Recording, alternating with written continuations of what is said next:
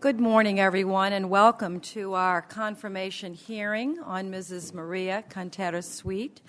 We're so happy to have Senator Dianne Feinstein joining us this morning. Welcome, Senator, for the introduction of our nominee. Because of the difficulty of scheduling with our ranking member, Senator Feinstein, and other members, we're going to go in a little different order. I'm going to save my remarks till the end to accommodate the schedules of other members that are here. But let me just say it's an honor to have served as a chair of this committee. And I am leaving it in excellent hands to Senator Maria Cantwell, who will be joining us, I believe, shortly. It's been a pleasure to work with my partner, Senator Risch, for several years, passing major pieces of legislation and conducting really important roundtables on issues that have, I think, strengthened the entrepreneurial spirit of the United States. Let me turn it over now to Honorable Dianne Feinstein to introduce our nominee. And then I'm going to ask the ranking member for his remarks, if you don't mind, and then we'll hear from our nominee and try to proceed that way to accommodate everyone's schedule. Senator Feinstein. Thank you very much, Madam Chairman. Senator Risch, I see you on Tuesday and Thursday afternoon in Intelligence. It's nice to see you here this morning, and members on both sides. It is my great pleasure to introduce to this committee Maria Contreras-Sweet, President Obama's nominee to head the Small Business Administration, and she comes with my strongest and highest positive recommendation. Let me begin by telling you a little bit about Maria's inspiring personal story. She was born in Guadalajara, Mexico. She immigrated to my home state of California when she was only 5 years old. Her mother worked at a chicken packaging plant to support and provide for Maria and her 5 siblings. She went on to study at Cal State Los Angeles. She worked hard. She built a distinguished career, including serving as the Secretary of the Business, Transportation, and Housing Agency, a big agency in California. In addition to Maria's outstanding track record of public service, she possesses a keen intellect and a considerable private sector experience, both of which will serve her well. But most important to me, you know, the longer we're here, it's easier to look at people as problem makers and problem solvers. This woman is a problem solver. So let me talk briefly about the private sector. This nomination comes at an important time for the small business community of our economy. And Maria knows firsthand what it takes to run and grow a small business. She is the founder of Pro-America Bank, the first Latino-owned business bank in more than 30 years. Before that, she was the president and co-founder of a private equity fund that specialized in helping small businesses access capital. As you know, increasingly, those at the very top of the income scale have easy access to capital. But many Americans who earn more moderate incomes have trouble getting approval for a loan. This is the kind of support that's essential to grow a small business, something that Maria knows very well. In fact, she has dedicated a considerable portion of her career to help small businesses access capital, to grow and to employ more people. She has earned respect from community and business leaders alike. The Los Angeles Chamber of Commerce CEO, Gary Tubin, who worked closely with Maria over the years, had this to say. In her business as chair of Pro-America Bank, she was in contact with numerous small businesses every day, businesses that have financial needs and need other kinds of advice. That gives her a really hands-on understanding of the small business community and the challenges and opportunities that they face. So, as you can see, I hope, Maria is uniquely positioned to make a very positive impact at the Small Business Administration. And that body I think is one of the best things our government does. And I deeply believe she can play a critical role in helping this country's entrepreneurs and small businesses thrive and succeed. Finally, and on a personal note, I have known her for many years, and I have observed her as a person who has dedicated her life to helping people and improving the economy of Los Angeles and California, and I have seen her in action. She is eager to help, she is constructive, she is a problem solver.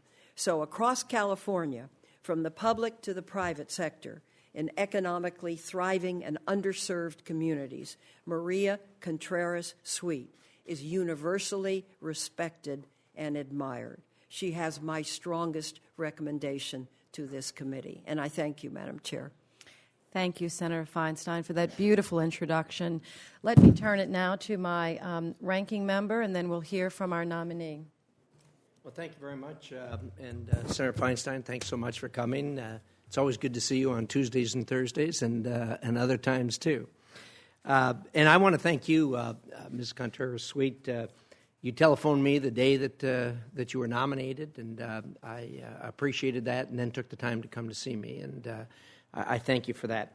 You have absolutely stunning background and qualifications for this job, and I'm glad to see that the President has appointed someone of your caliber to do this. We've had a short period of time to talk about what your vision is, and I'm impressed to this point. On a personal note, we have a mutual friend, Jovita Carranza, who you know, and she.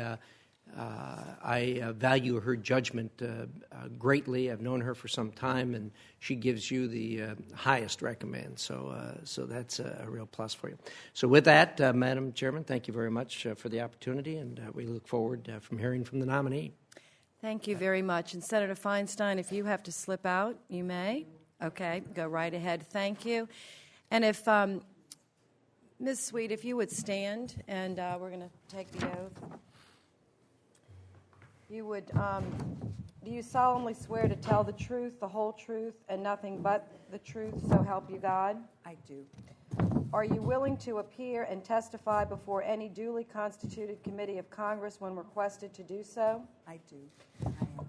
Are you willing to provide such information as is requested by such committee? I am.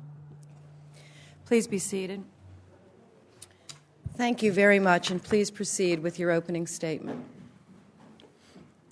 Thank you. Thank you, Chair Landrieu, Ranking Member Risch, Senator Cantwell, members of the committee. I am deeply honored to appear before you today as President Obama's nominee for position of Administrator of the U.S. Small Business Administration. Let me thank you and your staffs for putting together this hearing so quickly and the kindness you and your teams have shown me in this confirmation process. I want to extend my sincere appreciation to Senator Feinstein for her warm introduction. I am grateful for the support of both my home state senators. I also want to express my sincere appreciation to my husband, Ray, my children, Antonio, Francesca, and Rafael, and my extended family that is represented here today. They are the bedrock and motivation for everything I do. President Obama has made small business a priority since the day he stepped into office. He elevated the role of SBA administrator to cabinet level. He understands small businesses. The work of Administrator Karen Mills, Deputy Administrator Marie Johns, as well as the stewardship of Acting Administrator Jean Hewlett has all resulted in a stronger, more effective agency. SBA's record levels of lending helped pull us out of one of the nation's worst economic periods. And the agency has streamlined and simplified many processes, reduced paperwork, and become more customer-oriented than ever before. If confirmed, I will strive to build on that record. I have, as was stated, over 25 years of management and executive experience in both the public and the private sectors. I will bring these experiences to the post if confirmed.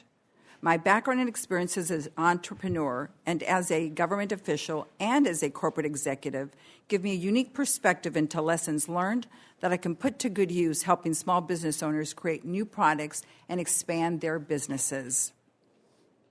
Let me just say, I'm a small business owner whose small business helps small businesses every day. Primerica is a Latino-owned business bank in California. It started like so many other small businesses do, from the ground up.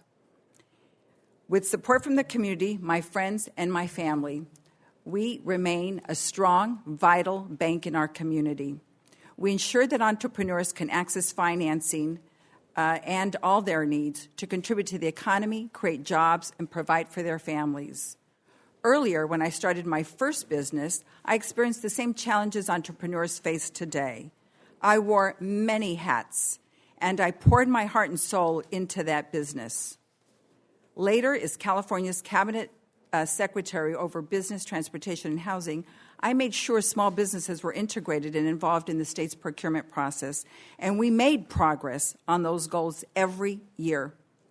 I enjoy bringing people together, building bridges, finding ways to solve problems, and creating opportunities.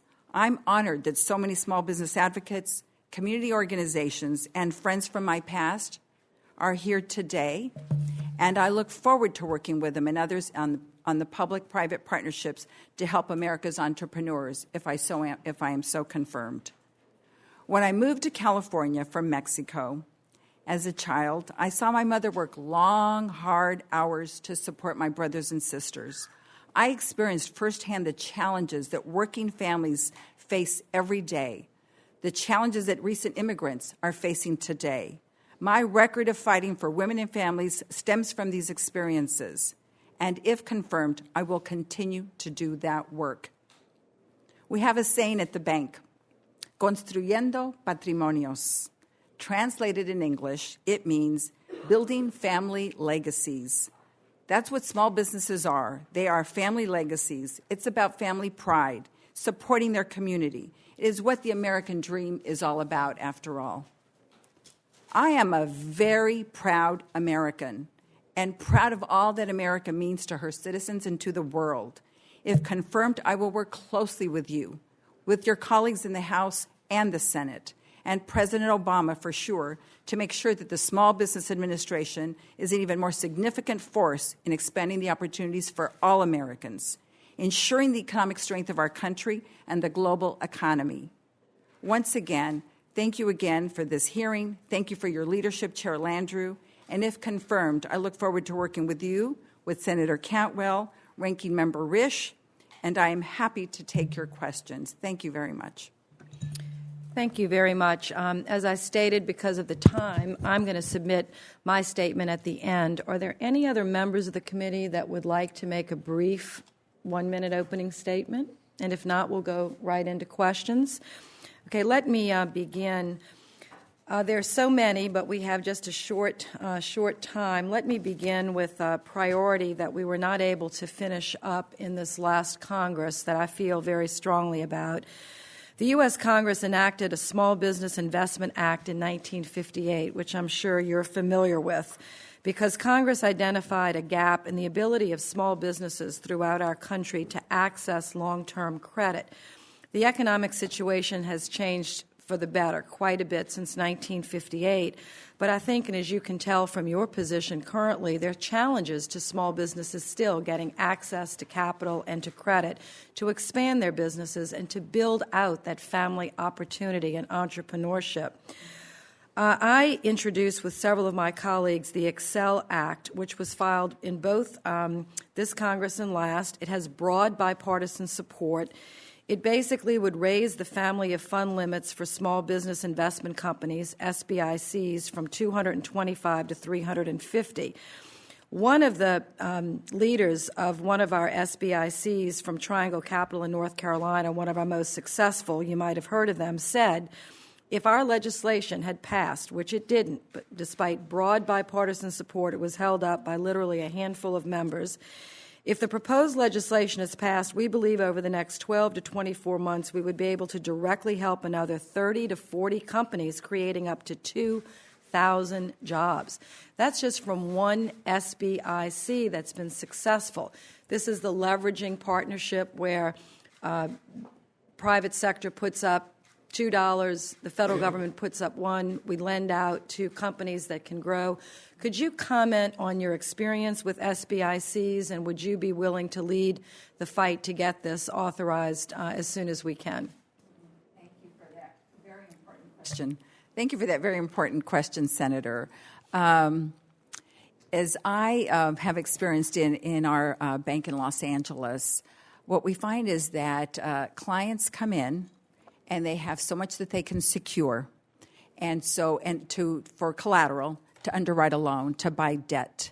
And then they, on top of that, they put up whatever cash they have, whatever their savings, to make up a little more. And oftentimes there's that gap, that mezzanine portion that the small business need. And that's where I think the SBIC has been the most effective in trying to provide that funding to make that gap, to make sure that they can actually realize their dream and build that business. So I'm familiar with the product. I support the product. And to the extent possible, I'd like to learn more about the specifics of your proposal. But I'm aware of the gap and understand the role that that, along with private equity, can play in layering with debt. So it makes a lot of sense to me, and thank you for your leadership in that regard. And I would look forward, if confirmed, to working with you on that product. Thank you. My second question is, our committee was very active, both Republicans and Democrats, in trying to expand by encouraging many of our community banks. There are about 7,000 in the country. When I took over as chair 5 years ago, only 1,300 were participating in the small business programs. Now I'm proud to say that there are 2,400 SBA lenders, you being one of them, around the country. So what could you share with us about what some of your ideas might be to even expand that number to more community banks that could be partners with the SBA? What do you think we could do better, the federal government, to either minimize unnecessary regulations or paperwork that would encourage banks to really become partners with us, because they're the ones that know the customers, they're the ones that are in the communities. How do you see community banks particularly being a partner with you in your new role? Thank you, Senator, again, for your overall leadership in this regard. Specifically, let me just share with you what I've been experiencing. What I see is that largely large and small financial centers have been addressing the area of small business loans to families and to entrepreneurs across America. But indeed, it is the small local community banks that really benefit from this product the most.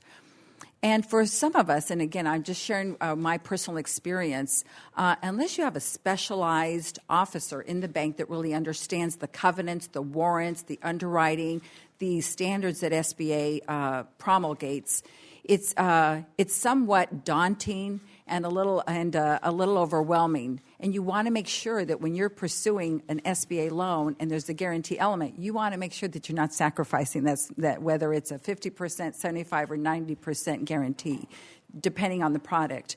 And so what I've really been pleased with is that already SBA has made some progress on that. The introduction of the SBA 1, for example, the way that they are clearing up the paperwork, streamlining, delegating authority to so many of banks. For example, ours is a preferred lender bank, and so we get the benefit of delegated authority.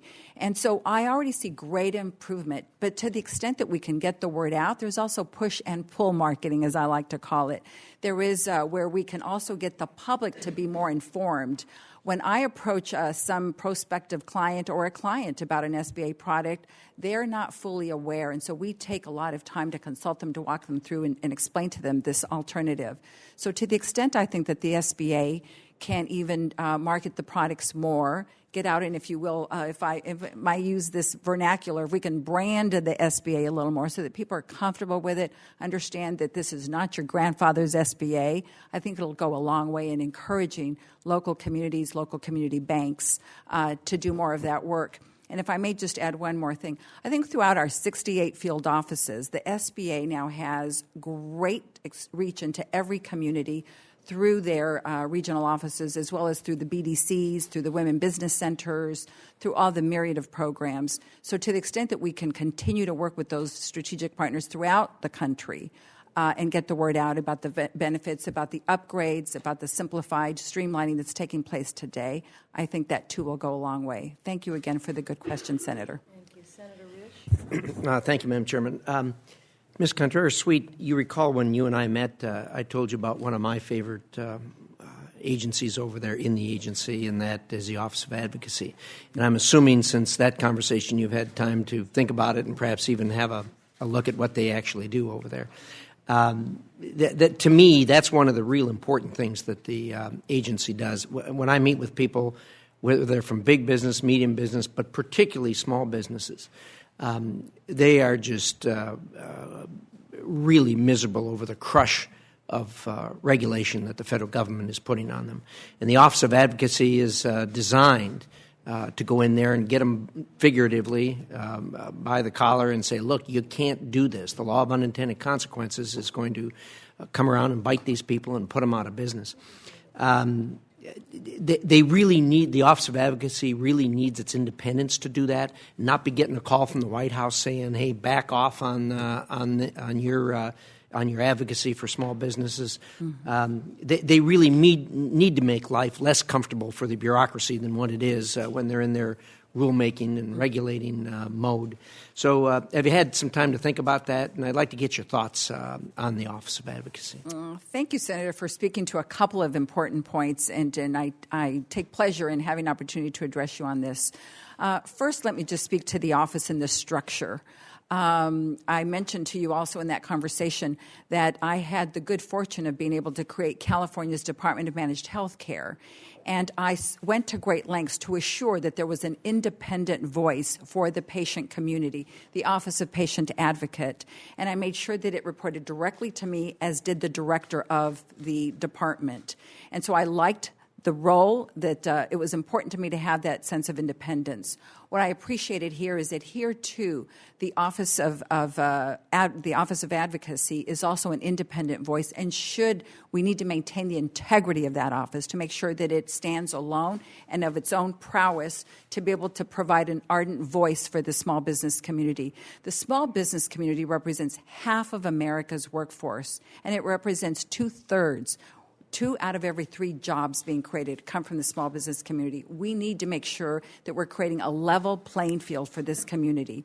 So that's number one. Number two, to the extent of the actual regulation to which you spoke, it is one of a primary goal to assure that small business community has a level playing field. We want a level playing field. It's already difficult to start a business. You make huge sacrifices, and yet this is the community where we harness great innovation, where we create jobs, as I just outlined. And so to the extent that we can reduce regulation, streamline opportunities for them, I think it should be a priority. From personal experience, I have endured regulation, if you can imagine, having been California's Secretary of Transportation. Just in that department alone, I had 14 departments, but just in Caltrans, I was responsible for about 22,000 employees and a $10 billion budget. So trying to work with each dedicated fund, if I was trying to fill a pothole, but I only had extra capital in the Carl Moyer program, for example, you couldn't move things over. So the discretion, the flexibility that the regulation prohibited me to exploit was difficult. And now, if anybody's going to start a business, one of the most complicated businesses to start from the ground up would be a bank. It is highly regulated. So having talked to the point about we want a level playing field, we want to make sure that we can have a streamlined program in place, but the other side of it is also in balance to make sure that the proper consumer protections are in place. Thank you, Mr. Senator. Well, thank you very much. And I know you and I talked about, and I know you share my concern that these regulations that are put in effect many times can be easily absorbed by a large corporation that has an army of lawyers and compliance officers. But for the guy that's fixing lawnmowers with a couple of employees, it can put him out of business. So I appreciate your understanding in that regard and look forward to working with you on that. Madam Chairman, I've got to excuse myself because I have another meeting, but since this will be our last foray together, thanks so much for working with you and the many courtesies you showed, and look forward to working with the new chairman of this committee. And the bad news is we'll only be a few seats apart over on the Energy Committee. So look forward to working with you. We'll continue our strong partnership there. Thank you. Senator. Appreciate it. Thank you much. Good. Thank you.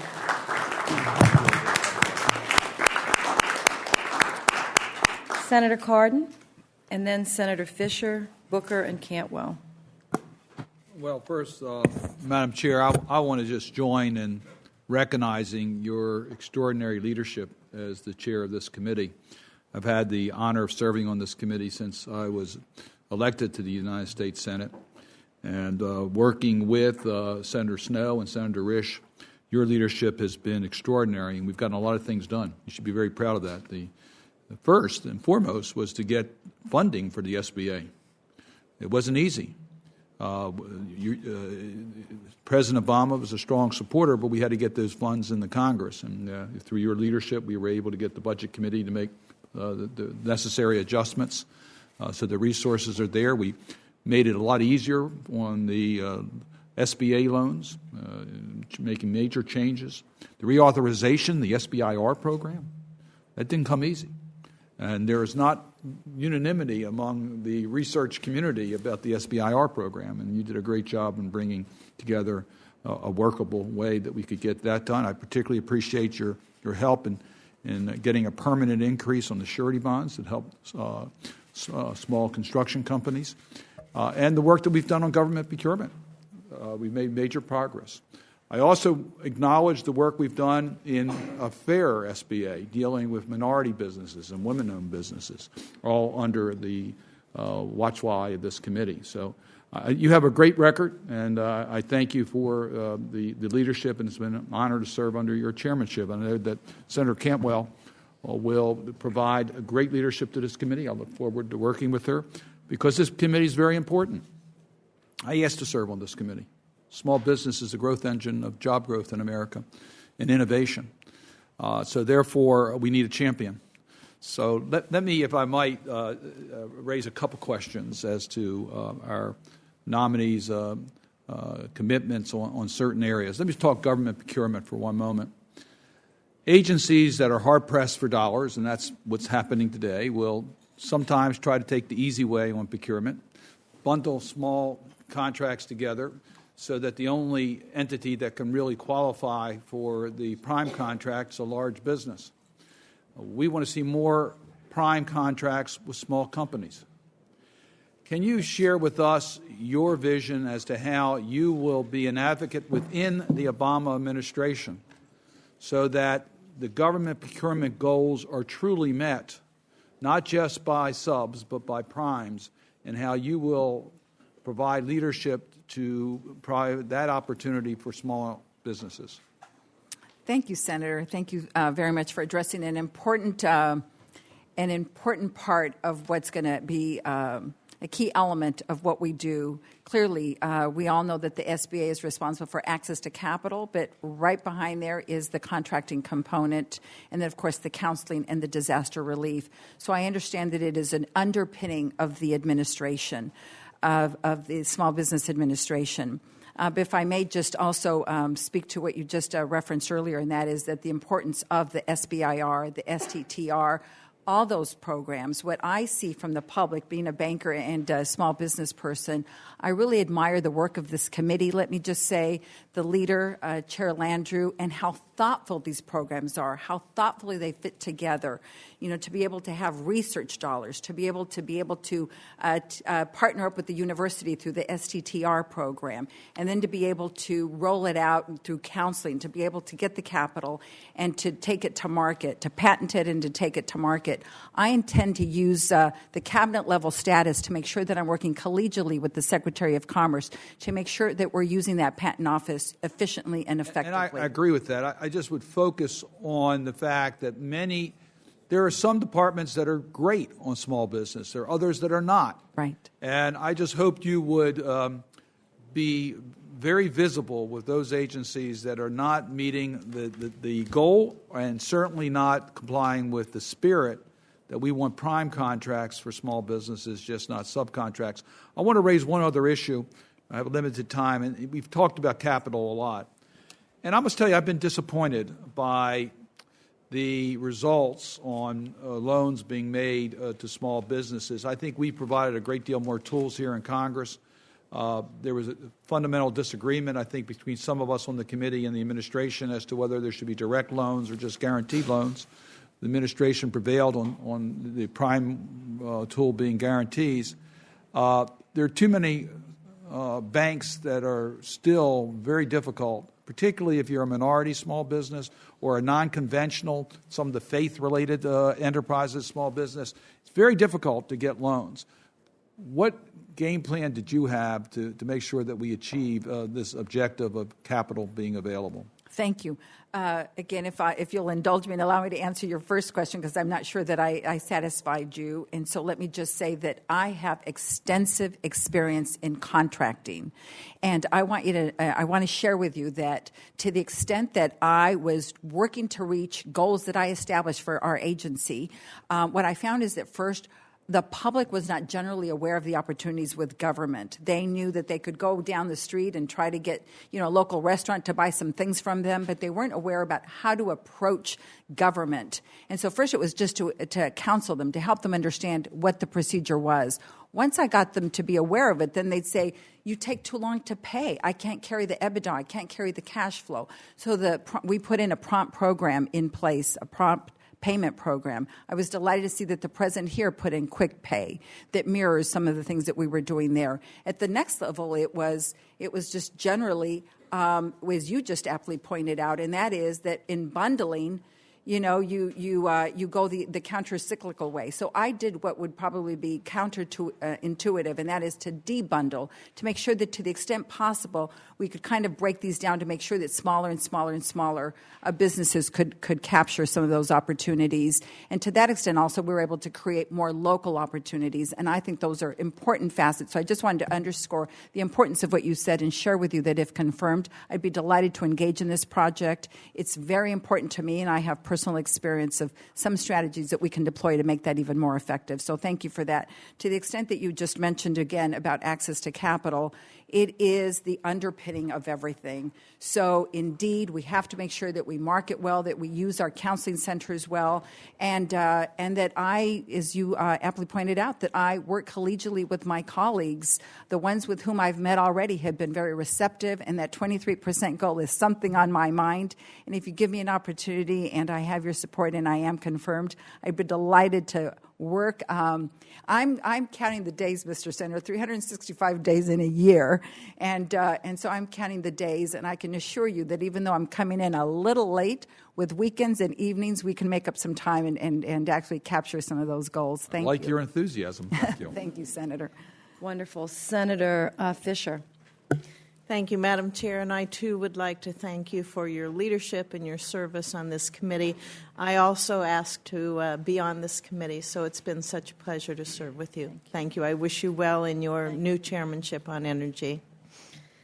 Ms. Contreras-Sweet, earlier this year, the SBA implemented a policy that would increase costs for some 7A loans. The rule will require that lenders for special purpose properties, such as hotels or convenience stores, obtain two appraisals. One is for the real estate portion and the other is for the operations. The cost of obtaining those two appraisals, I know you understand that that's going to be passed on to the consumer. I think it's also going to slow down the sale of a business. It's going to slow down the obtaining of a loan that these businesses are trying to get. As you know, a number of real estate agents have been trained where they can do both appraisals, but that's not allowed under this rule. Would you be willing to reconsider the rule if you are confirmed as the administrator? Thank you, Senator, for that important question again. It is tough out in the community, I can share with you, and so I'm delighted that you raised that issue because we usually ask for that appraisal cost up front. And so they have to put that out, and then you process them and hopefully, succeed through the process.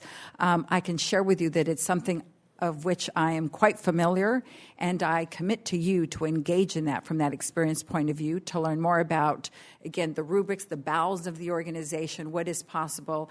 And so I wouldn't want to commit prematurely, but if confirmed, I'd be delighted to take a delve, to dive in and work with you on that program. I have an interest in wanting to pursue it some more. Thank you for the question. Thank you. I appreciate your commitment on that. I can tell you in rural areas of any state, there's a limited number of professionals who are able to do those appraisals, and small businesses struggle in rural areas. So anytime you have to find two appraisers, that adds additional costs to a business that's trying to expand, that's trying to grow, that's trying to serve the customers they have. So I do look forward to working with you on that. Also, what is your expectation as to when you believe the administration might be nominating someone for the deputy position? That's been vacant, I believe, since June, and hopefully the administration is going to move forward on that. Have you heard anything about that? Thank you for asking me a very important question, as you can imagine. I can tell you that I think the administration was really focused on filling the top jobs so that if confirmed, that person would be able to engage in the process and be a part of the selection committee. So I'm looking forward to your support, and again, be delighted to engage in that process to make sure that, to the extent that that there's if you want to call it a complementary role, I think that's important in making sure that we are working collegially, collaboratively to assure that America's small businesses have a loud voice and an active engagement in the community of job creation. Thank you. I would assume that would just be one of a number of items on your agenda as you move forward if you're confirmed as the administrator. Can you tell me what you see as some of your priorities? If you are confirmed, how do you want to hit the ground? Yes. As an administrator, in whether you're in public or private sector, I think you have to first explore the fundamentals. You have to assure that the controls are in place. You have to, what I call, deploy an ERM, an enterprise risk management system. You've got to make sure that all the controls are in place. So I don't like to launch off into anything until I make sure that the fundamentals of business, of government, are all in place. So I would first do that. I would just make sure that I'm briefed about where the vulnerabilities are, how do we tighten those things down. And then after that, again, just to understand the full complement of programs and to understand if there are any gaps there. From my vantage point, from my prism at this point, I don't see that there is that. And then third, I still think that it's very important to get the word out about the products. Again, making sure that we understand the limitations of our role. The SBA is not here to supplant the private sector role. The private sector, the credit markets must be first. But where they freeze or where there is a gap, that's where I think SBA has an appropriate role. So we must make sure that we understand the proper role of government, the proper role of the SBA, but where we belong and where we must be there effectively, efficiently, particularly in an instance of disaster, for example. You want to make sure that the right layers are in place at the right time to be responsive to whatever that family may be enduring. I had a personal example, for a personal instance where my mother-in-law was a victim to the Northridge earthquake. And I saw what SBA's role was. I saw what FEMA did and the way in which it was unveiled. And I think it's important for us to be efficient and to be effective, particularly in those times. And I'll just make this one more comment about that. I was on duty during 9/11. And as Secretary of Transportation, some folks don't know, I also had responsibility for the California Highway Patrol. And the Highway Patrol protects our state buildings, our courts, some of our state prisons. And so it was important to make sure that those safety mechanisms were in place, and I'm very familiar with that. I can tell you that we did not know what was taking place as the world didn't know exactly what was taking place. But we knew that those planes were bound for California. And I had to make sure that the integrity was in place of our bridges, of our highways, and our entire transportation network. And so in terms of readiness around disaster would be fundamental to answer your question. That would be one of the areas that I'd want to make sure that we have buttoned down everything that needs to be down, because that's when the people need us most. Thank you for that question. And thank you for your response. I appreciate it. Senator Booker. I just want to add my chorus of congratulations and gratitude to you. You've been an extraordinary leader for me on a very personal level, coming new to the Senate. Helped me with my orientation. This committee I was thrilled to be on, but even more thrilled by the leadership and guidance you've given me. So thanks for being a North Star in my early days. And I just hope the people of Louisiana, every single one of them, knows how lucky they are to have such an extraordinary leader, a leader amongst leaders here in the United States Senate. So thank you. Now, if my children could hear this, we would be making progress. Thank you. Thank you, Senator Booker. But I would be remiss. I've had the pleasure of knowing Senator Cantwell long before I was a senator, and it's extraordinary now to have her leadership here. She's somebody that comes with private sector experience, with experience in the technology sector, which is really important to me in an area where small business growth is critical. And I'm just really looking forward to having you now as a chairperson of this committee, and congratulate you as well. You are extraordinary, and I am so thrilled to have the opportunity to work with you. And this country is lucky that someone with your experience, background, expertise, and skill would want to volunteer to serve in government yet again. You're making a personal sacrifice doing so. You're making a family sacrifice doing so. And I was taught as a young person that you should never judge someone by their personal accomplishments, but by their willingness to do for others. And under that measure, you are truly a great American, and I'm grateful to have this moment to talk with you. You and I both know I've been in the grassroots trenches like you have, trying to figure out how, especially in underserved populations, especially in urban areas, how do you get businesses going? And my team and I understood that the three biggest things when we pulled together folks is technical expertise, because many people have vision, but everything from learning how to make payroll and all the things that help you to really make businesses run, function. Access to capital, which is something that has to be a major part of your mission, and I know it is, and I've heard that already expressed. Understanding that government is one of the biggest opportunities for small businesses that we found, that many of them did not know how to everything from bonding requirements to even getting in the game to be considered. So I'm grateful for all those things, and I'm actually really confident that you're the right leader to tackle those three areas. I look forward, as we've talked a little bit before this meeting, about the creative ways now to get capital into the communities. And I'm looking forward to discussing with you some of our ideas about using online platforms, which we think is going to really help New Jersey and is a new movement, a democratizing force in terms of access to capital for the country. Two quick things that I just want to hit with you in the remaining moments that I have, and I'll just say them both at once and allow you to speak to them.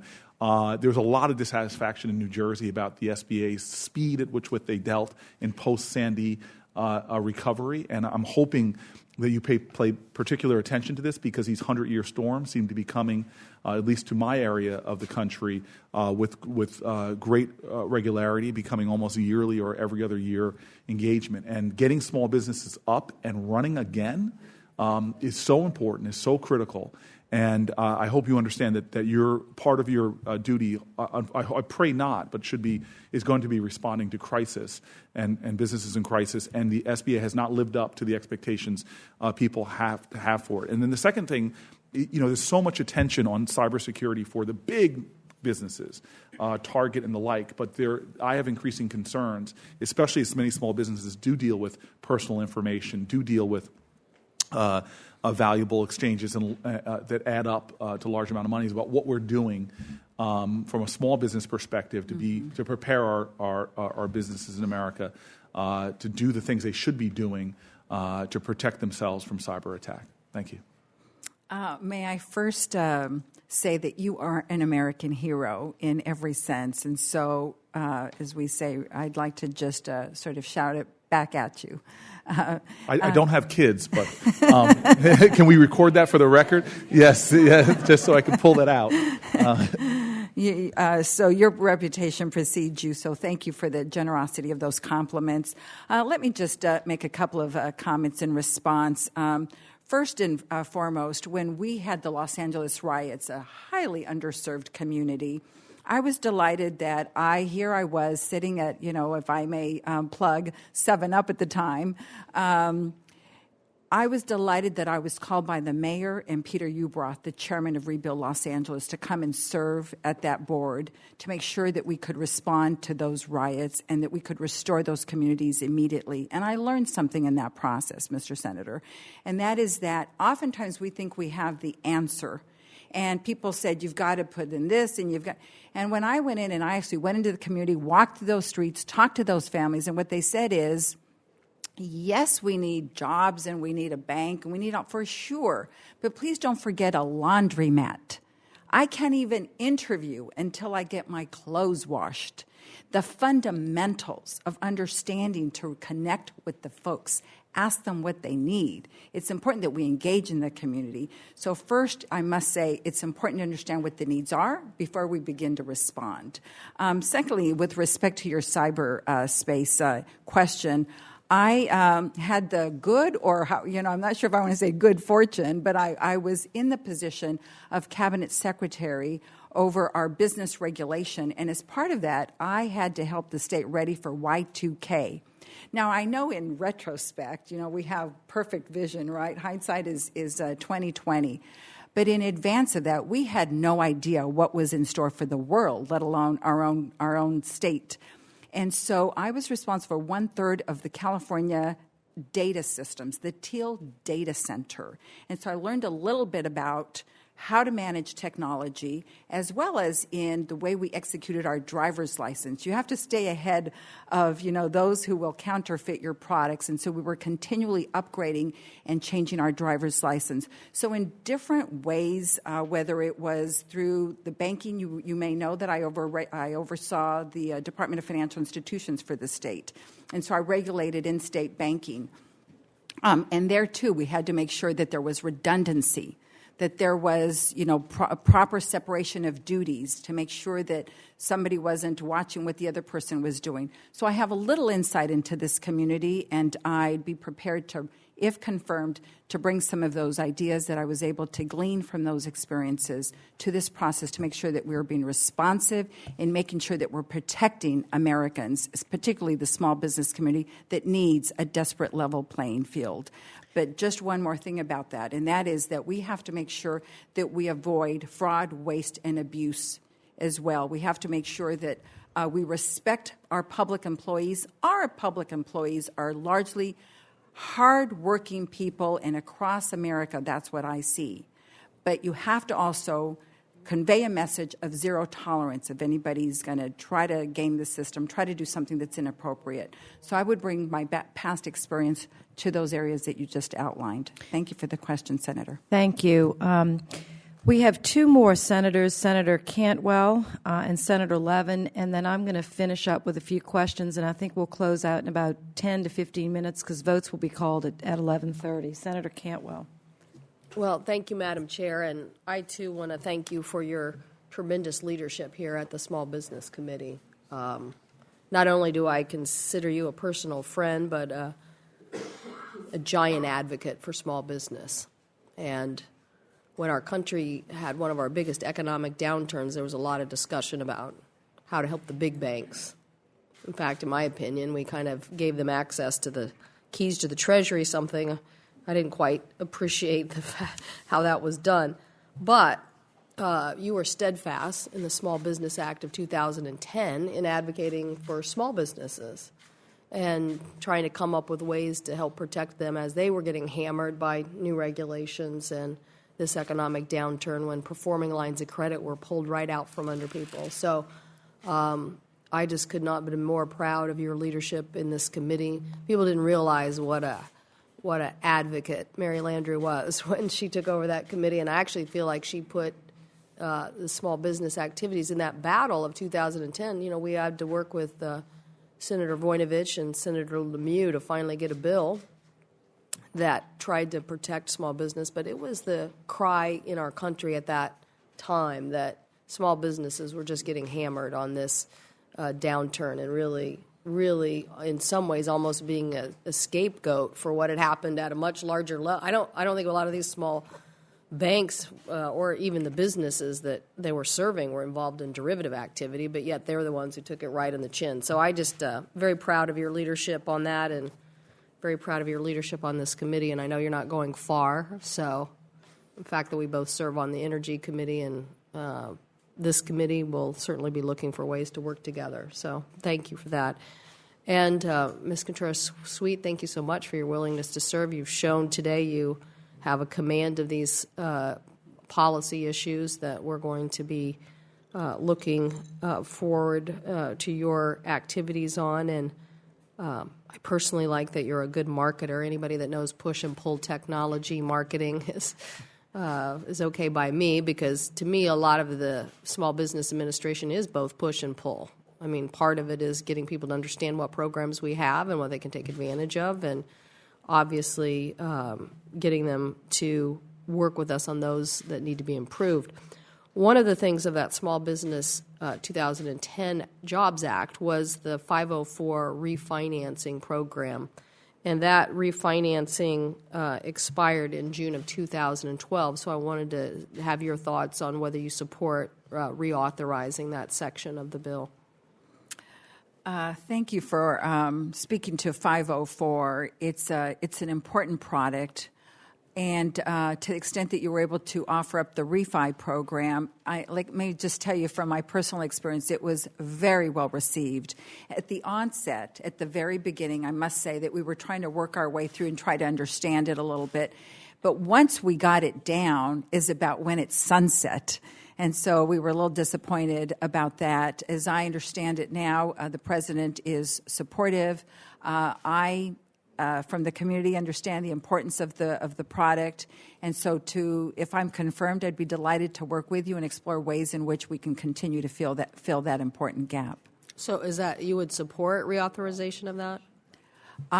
If given the opportunity, I support the product. I think it's an important tool for Americans today. Thank you. Thank you. Another program, and again, appreciate your perspective on small businesses and small business exports. My colleague from New Jersey mentioned, technology and, the state trade and export promotion program, the STEP program. Are you familiar with that program within? I am. The partnership with the states. Yes. And I am a huge believer in where we are right now in the context of an information age and a lot of products and services, but you got to add capital. And the U.S. has a lot of these, and so the STEP program in my state has been beneficial from many technology aspects. They helped a program in my state grow to hundreds of new people on some swipe technology that right at the critical moment they got access to the Asian market. Just recently, some aviation companies, Silicon Forest Electronics, a company in Southwest Washington, got access to some aviation sales because of the STEP program. A small company, Slingshot Sports in Stevens, Washington, very small,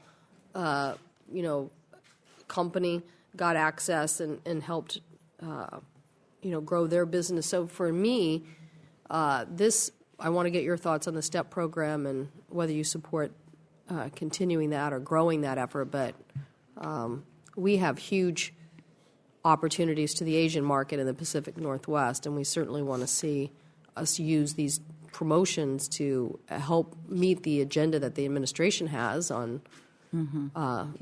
doubling the number of exports out of the United States, and certainly small businesses could play a very big role in that. Mm-hmm. If you'll indulge me, Senator, first I just wanted to thank the state of Washington. When California was going through its energy crisis, the state of Washington really came forward and helped us through, and I will never forget that. So thank you to all of the good people of the state of Washington for all that they did for Californians in that very difficult period. Next, let me just speak to STEP. What I like about STEP is that it has three important components in my view, again, just from personal experience. I really appreciate that somebody can come in and get some counseling through a university, the partnerships with the universities, that it is state-sponsored, so that there's a relationship and a partnership with the state governments. And in many instances, this is where many of small businesses are a little more comfortable. So I appreciate that. I appreciate that it provides for introductions in many instances internationally. And so there's so many good components around STEP. And in a globalized economy, we have to find ways to make sure that small businesses, too, can compete in that. There is currently, in my view, with technology and all the other tools that are available to us, the lowest barrier to entry for a small business opportunity. And so to the extent that we can have programs like STEP, helping them, partnering with them, and providing them the right tools, I think that we can strengthen our ability to compete globally. Again, this is where the innovations are taking place. And so why not let the small businesses also have a piece of that pie, a bite at that apple, to make sure that they're also partaking of the international globalized opportunities that are presenting themselves in an increasing way every year. So I believe in the program. I think it's an important program, and the tools in it support small business expansion in the international economies. Great. Thank you. Thank you, Madam Chair. Thank you, Senator Cantwell. Senator Levin.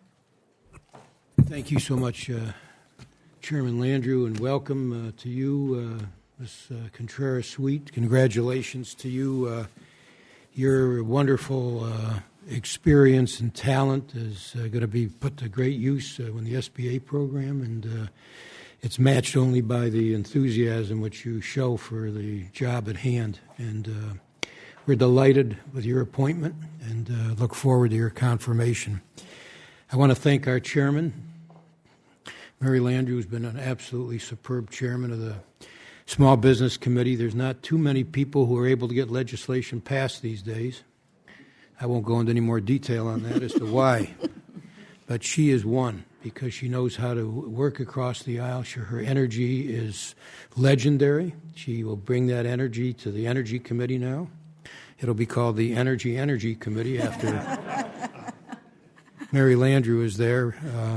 And we're also delighted with our new chair.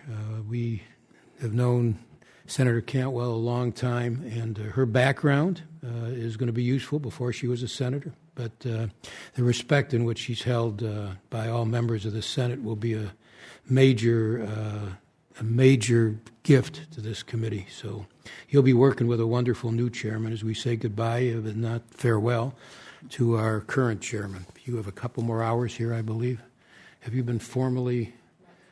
Not till Thursday. If we're here.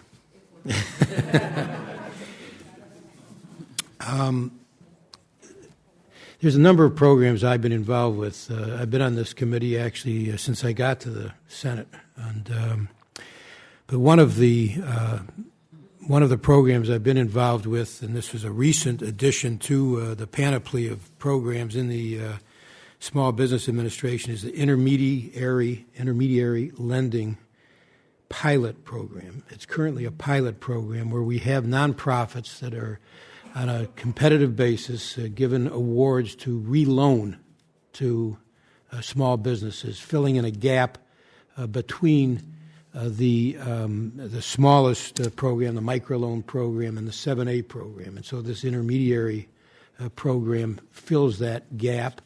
It's a pilot program which has been in place only for 3 years now, and it's up for reauthorization. And I am wondering if you're familiar with the program. It's had the SBA itself has said it's had great success with it. That's our experience in Michigan. But I'm wondering if you're familiar with this program and whether or not you would support its permanent reauthorization. Thank you, Senator. And in preparing for this, I heard from my good friend George Mitchell, Senator George Mitchell, who said to say hello, and so I do extend his regards here.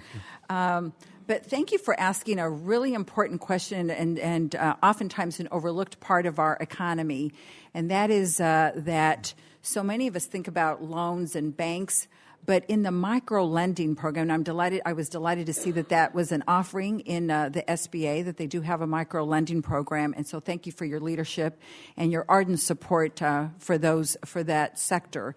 Clearly, it is always difficult to start your first loan, and until you build credit, it's difficult to get a $200,000, a $300,000, $400,000, $500,000 loan. So to the extent that we can issue some of those micro loans, $50,000 loans to get people started, it spurs innovation. So I'm familiar with the program. I think it's an important tool in the tool chest, and I'm very much in support of micro-lending programs.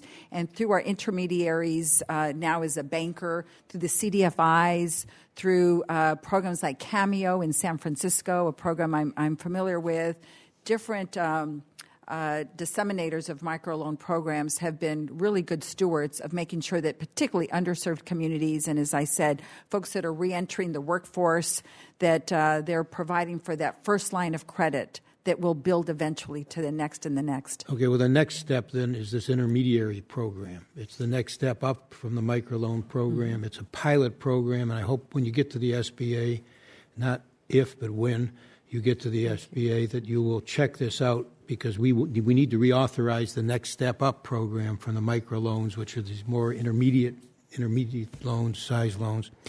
And it's an important program, so if you can get back to us as to what you find when you get there about this pilot program and whether you're going to be able to strongly support it. Finally, we have been very much involved in the SBIR program as chairman of the Armed Services Committee. Mm-hmm. The Defense Department is the largest contributor to the SBIR program. And as a matter of fact, under the leadership of our current chairman for another day, we were able to get the SBIR program reauthorized in the Defense Authorization Bill. Thank you. We can't use the Defense Authorization Bills for everything, but we were in this case, able to actually use this bill. When we were having trouble getting bills passed, because of the creativity of Chairman Landrieu coming to me basically saying, can we get this done in the DOD authorization bill? The argument was, yes, the Pentagon is the biggest contributor of funds to the SBIR program, and that gave us the, quote, hook. Not probably politically correct word, but the hook to include this in that bill. So it's an extremely successful program. We hope that it'll have your full support. First, may I thank you on behalf of America's small businesses, if I may be so presumptuous, because it allows the small business community to, again, have a more level playing field. The large corporations have extensive research dollars and R&D centers, and so to the extent that we can provide innovation and research resources for the small business community, I think it's an important tool once again. So thank you for your leadership. As I understand, it's a very well received program out in the community, and I think it should be supported. And I'd be delighted to, if confirmed, if from your lips to God's ears, my prayers are answered, and I am confirmed, I would be delighted to engage more deeply in that program and work with you closely on it. But thank you for your leadership. It's an important tool. Thank you. And again, congratulations and thanks to our current chair and our future chair. Thank you so much. If the members would just give me a 5-minute personal privilege to close out this meeting and give my remarks. First, to begin, you'll have my strong and unequivocal support for your nomination. Secondly, I have been on this committee now almost 10 years. I think you may be the most extraordinary nominee that we've ever had. Your command of the details of the programs, your own personal experience that you bring is going to be just a tremendous asset. I could not be happier to hand over the leadership to two extraordinary entrepreneurs in your own right, maybe for the first time in the history of this committee. Two women who have built businesses, run businesses, marketed businesses, understand the challenges. So I think this committee is going to be well served. First, Senator Levin, you have been such a mentor to me in my time here. To have the chair of the Armed Services Committee hardly miss a small business meeting is just a testimony to his heartfelt belief that he may be running and authorizing some of the largest businesses in the world, which he does, but has never lost his passion for the people of Michigan, the people of Detroit, all the places in Michigan where he knows that small business is the heart and soul of his state. Senator Booker, your experience as mayor and coming as a new member of this committee, you're just going to be extraordinary on it. I want to particularly thank Senator Cantwell. People don't realize this, but she was my rock behind the scenes in so many places where I couldn't figure out where to go and what to do, and her technical knowledge is so spectacular. And she helped me to put this Jobs Act together when we really couldn't find a lot of support to do it, and the two of us just kind of made up our mind. And I want to thank Senator Merkley, Senator Boxer, Senator Levin, Senator Schumer, Senator Durbin, Begich, and Cardin, who were the original co-sponsors of and the two Republican members that stepped up against great pressure, Senator Voinovich and Senator Lemieux, that helped us to pass that. In closing, in 3 minutes, I just want to leave you and the committee with 3 or 4 big issues. First, your command of the need for small business in a disaster, I really want to just cry, but I'm not going to let myself, because I know what happened in Katrina and the Gulf Coast. You know what happened in the earthquake. You know how desperate small businesses are, and they have nowhere to go, nowhere, because no one wants to lend them any money. It does not matter how long they've been in business. It doesn't matter how profitable they've been. People just want to shut them out and say, come back when the situation is better. The problem is the situation can't get better, Senators, unless the small businesses are helping to make it better, like the gas stations, the laundromats, the restaurants that cook food for the first responders so they actually have a place to eat. This woman understands this, and we've done some good work on that, but God bless you for taking it to the next level. Secondly, I want to talk about 30 seconds, rural businesses. President Obama made a great effort to try to bring high-speed internet to rural communities. Technology has changed. People in rural areas need help. They are smart, they are hardworking, and they do have community banks in rural areas that know them, but they've got to have high-speed internet. Please continue to focus on that. On the entrepreneurship, underemployment, President spoke about this in his State of the Union. We have millions of Americans, you know them well, you can see their faces, that have either flunked out, stepped out, or been kicked out of the mainstream.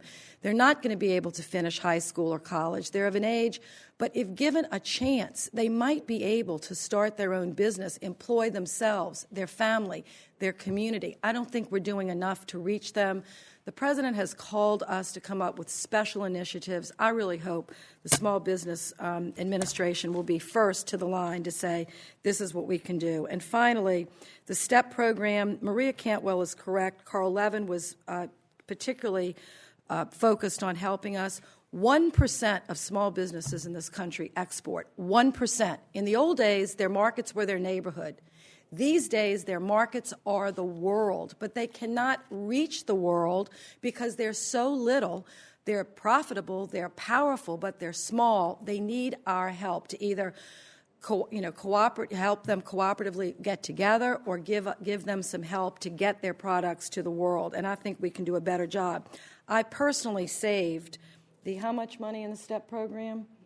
$8 million, which was going to be zeroed out. We need a lot more than $8 million. That's all we have to help these 28 million small businesses reach the world. There's billions of dollars out there to help every big business. They have embassies that will show up for conferences to help one big business, and all we have is $8 million in our budget, and that would have been zeroed out had I not tracked it, and kept it in the budget. So finally, I just want to say the 504 reauthorization, the STEP program, and Senator Cantwell will bring an outreach to Native Americans who are also left out, forgotten. She is a fabulous advocate, and again, there's some tremendous entrepreneurship opportunities. So it's been a joy, pleasure for me to serve as chair. Really looking forward to giving this gavel to you on Thursday. I can't give it until then. If we're not snowed out, we'll make that change on Thursday. God bless you all. Thank you, and thank the staff. Would all of my staff please stand, and the Republican staff, too. Thank you all. Jane Campbell, Don Craven. Thank you all for